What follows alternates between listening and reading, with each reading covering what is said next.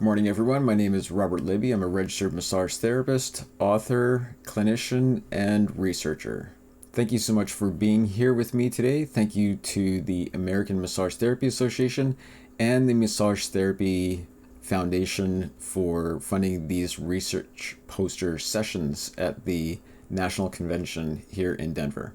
Today we're going to be going through the research reviewing the ligamentous articular tissue pain referral patterns, implications for musculoskeletal rehabilitation, a clinical framework for organizing the capsuloligamentous and related articular tissue pain referral patterns. This information is all documented in a textbook that I have written on Ligament Pain, your resource for axial and appendicular ligament and joint tissue referral patterns. You can scan this QR code to be taken to the webpage where you can purchase your copy.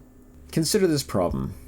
A client points to pain over the shoulder and down the arm. Where is it coming from? We often consider muscle, nerve, disc, vasculature, or visceral sources. Other contributors may receive less attention, such as the joint capsules and the ligaments. These are innervated sensory tissues. They contribute to proprioception, joint position sense, and nociception, the nervous system's detection of threat stimuli. Pain linked with a ligament or joint capsule does not always stay directly over that structure. It may remain local, spreading regionally, or be felt at some distance. That is referred pain. In this two-phase research review, I screened major textbooks and searched the scientific literature for human evidence, then organized the findings into a database of tissues, local and referred pain regions, and references. This review identified local and referred patterns from capsuloligamentous, meaning joint capsule and ligament, tissues across spinal and peripheral joints. Referred pain is often felt away from the local source, spreading through a region rather than one precise line,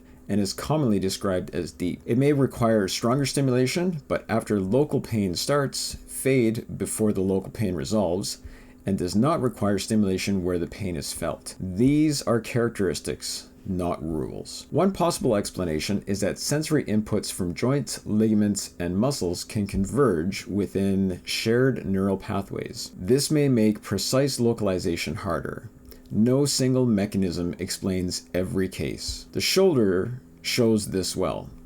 Patterns from several shoulder region tissues overlap across the shoulder, arm, forearm, chest, sternum, and upper thorax. So these maps are not diagnostic templates. Imagine pain over the shoulder extending into the arm. Muscle or nerve involvement may be considered first, but trauma history, local findings, symptom behavior, neurological screening, orthopedic testing, movement assessment, red flag screening, and a referral pattern may together raise a joint-based contribution as another hypothesis. The pain may help us ask better questions. It does not answer the clinical question by itself. For massage therapists, this matters. Pain around the shoulder, arm, chest, or scapular region should not automatically be assumed to be coming from the muscle beneath. Broader reasoning may prevent repeated aggressive treatment of one region and identifying neurological, vasculature, visceral, traumatic, or other medical concerns. No musculoskeletal referral map should delay appropriate medical assessment when red flags are present. This evidence is still developing. Maps vary by region, study design, stimulation method,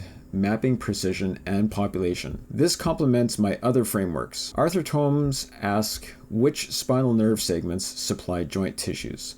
Ligamentomuscular reflexes ask how joint sensory input may influence muscular activity. This project asks where pain may be experienced. The takeaway is simple. Pain location and pain source are not always the same thing. The goal is not to memorize another set of maps. When symptoms do not fit neatly into one muscle, one nerve, or one familiar pattern, joint capsules and ligaments may deserve a place in our clinical reasoning. The QR code links to the database, references, and supplementary tables. This information has been documented in great detail in my textbook on ligament pain. You can scan this QR code to be taken to the website where you can purchase your copy. Thank you again for being here with me today at the American Massage Therapy Association National Conference.